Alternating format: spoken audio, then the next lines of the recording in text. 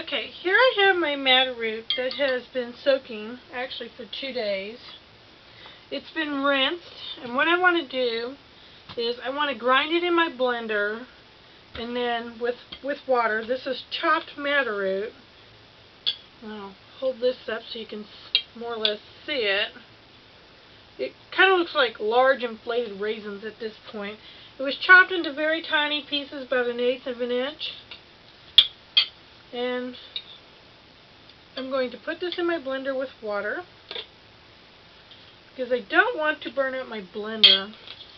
Now you might want to know why I'm doing this, and this is so I can extract the best reds for my madder root. So I took my madder root, I covered it with water, I soaked it overnight, I rinsed it, recovered it with water, and I soaked it again because I got busy, got distracted. So just so you know, if you end up soaking it again, that's okay. There's no big crisis there. What rinsing it does is it removes the yellow dyes. There's a lot of yellow from the tannin and the bark on the madder root itself. And you want to get rid of that yellow so that way your dye will be more red and less orange. And that yellow is what makes the madder root bath orange on occasion. Actually, usually most of the time. So I've added some water into my blender. I'm going to grind it now. Even though my madder root is chopped and it's been rinsed, I still want to grind it because I will extract the best reds by completely grinding the root up. I'm going to cover it with an adequate amount of water so I don't burn up my blender. I have my bucket here, which actually you can see is kind of tinted red on the inside. This is from multiple madder root baths. This bucket is held in the past and it has stained my bucket.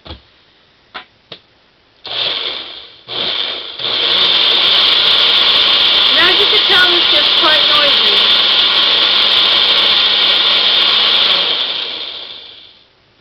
It also gets quite foamy.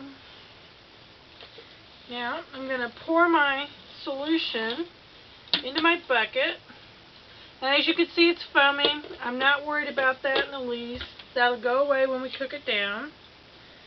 Now, if you don't get to cooking your madder root bath down right away, that's fine, but you want to heat it every couple of days so that it doesn't grow mold.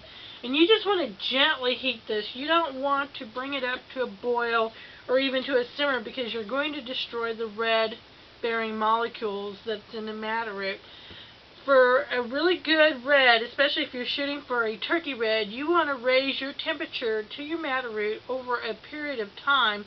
You want to bring it up to a simmer, say over the period of 1 hour to 2 hours. It's this very, very slow heating that coaxes out the really, really rich red color in madder root. Otherwise, if you heat it quickly, what you're left with are the yellow dyes and the orange dyes and the brown colorant. Too much heat is going to give you brown every time. Madder root is very, very sensitive to color. Madder root is very sensitive to heat. So the least amount of heat you can use, the better. Madder root actually lends itself very well to solar dyeing or cool water dyeing.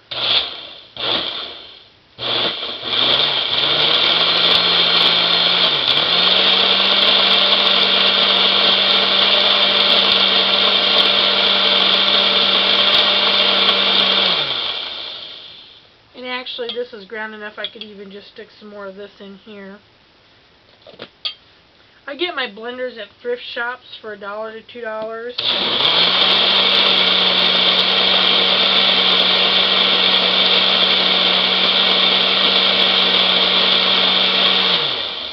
Yard sales are other good places to pick up blenders for grinding madder root and other dye stuffs. Remember to never use your blender that you use in your dye studio for regular household use. No matter how careful you are, you can always transfer stuff that can make you sick.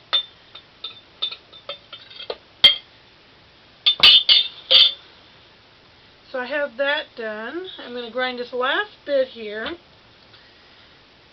Once I'm done with this, I'm going to put this in my pot, which I have a large pot that I'm collecting in. I soaked a total of 8 ounces of madder root. and I'm going to start up my pot and I'm going to bring it to a simmer. And I'm going to bring that up to a simmer over the period of an hour, hour and a half to 2 hours. And somewhere in that time range, you know, from an hour to 2 hours, you need to start looking to start adding your other mordants and your other chemicals, alum being a chemical, the chalk being a chemical.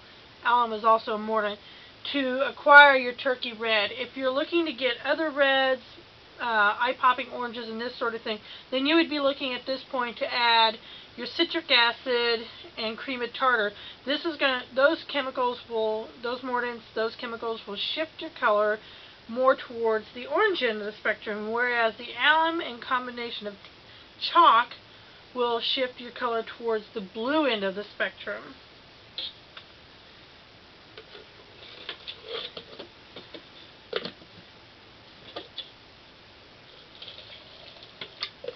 Don't want to go buy a new blender.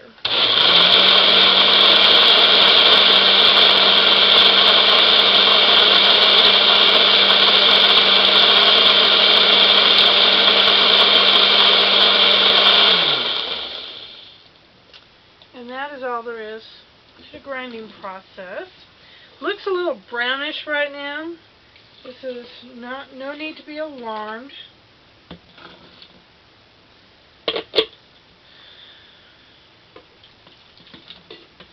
As I said before, madder root has quite a bit of brown in it. Tip this over, but you can see some of the hints of the red in here also. And it's this brown that we want to avoid, and this is why we bring our madder root up to temperature over a period of time versus just quickly cranking the heat on the madder root. By quickly cranking the heat, you're going to get more of these browns. We want to coax the reds out and subdue the browns, so we're going to heat our madder root over a long period of time.